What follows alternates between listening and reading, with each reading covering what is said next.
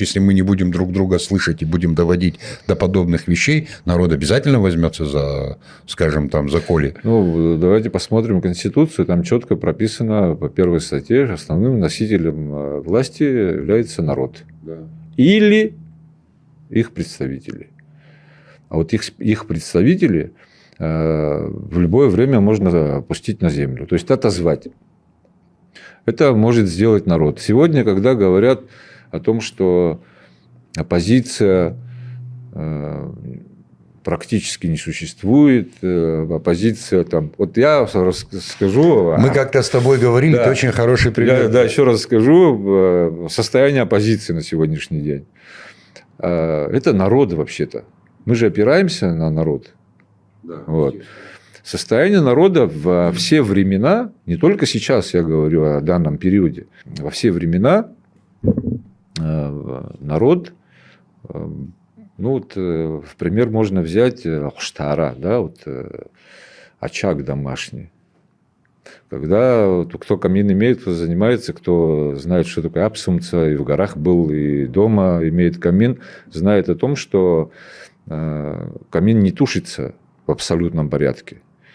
Когда ночью уже, да, как бы закрываешь его золой, вот так круговым движением округляешь его.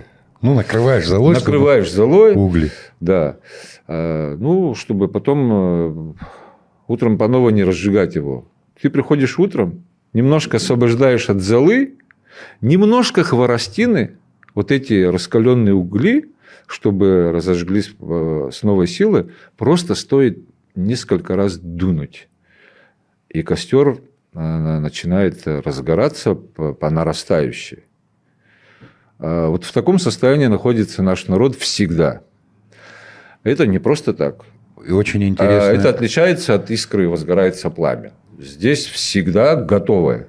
Искрить не надо. Угли раскаленные всегда на месте.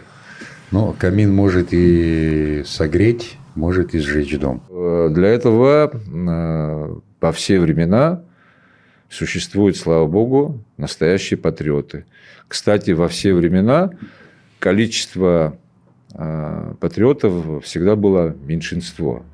Именно вот это меньшинство всегда определяло будущее Пассионарий. Целого Патриоты государства, тут все. целого. Ну, надо быть, во-первых, патриотом.